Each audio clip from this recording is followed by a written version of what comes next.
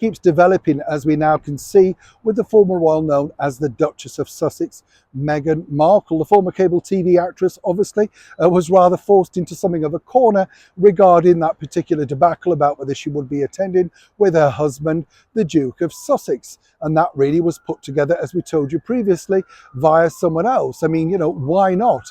Why should they be waiting around for the decisions of two people that are not even necessarily relevant to the British monarchy? But what is interesting is simply this. According to a very good source, Meghan did have designs, not just herself on attending the monarchy, but one of the biggest, most pivotal reasons as to why she decided against this was simply this. As ever, let me explain. Hi, good morning, Neil Sean here in the very heart of London, and as ever, nice to have your company. This really all centres upon a rather very difficult situation when you consider this, because as I've been told by a close source, close to both parties, the bottom line was this, that both Meghan and Harry wanted their eldest child, Prince Archie, to have something relative to do within the coronation. According to that good source, people over here have been given assurances that Archie simply would know how to behave on such a situation. So much so, according to that source, that Archie had been told exactly what possibly he could be expecting. A bit of a rehearsal, if you like. Now, what I find baffling about this particular story is simply this. There you've got a little boy who doesn't necessarily know any of these relatives, and apparently you want him to be involved in the biggest event of a royal history in the last 70 years. As far as we're aware, of course, his only interaction with other people is perhaps when Harry and Meghan take him to the In-N-Out Burger bar, or perhaps the nursery that she mentioned in that interview with The Cut. It's a big ask to ask for any child.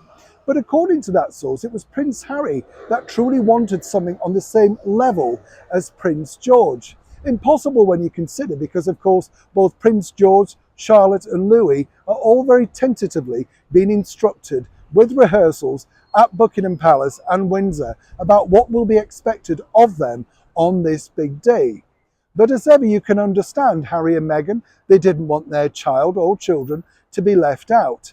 But as no agreement could be put together, it really just petered out. I mean, the bottom line was that Harry simply did not want for him and his family to just be sat in a pew, seemingly not playing a pivotal role. Seemingly also forgetting that he decided against this particular life himself after he decided he wanted to quit the monarchy. This was the turning point, according to that good source, for Meghan Markle. What was the point in bringing herself and her two children over to England to simply sit through that? Now, as she's pointed out many times before, she knows exactly how celebrity culture works, clearly not understanding how royal protocol works. And for anybody out there that would suggest that it seems a rather unkind thing to do, think about it from a young boy's point of view.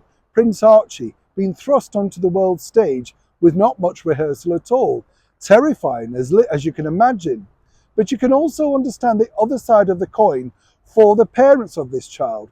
They simply didn't want to see him left out. What really emerges now is just how deep the cut is between those two families. Prince Archie truly does not know his relatives in Charlotte, George and Louis, and seemingly does not expect to know them in the very near future.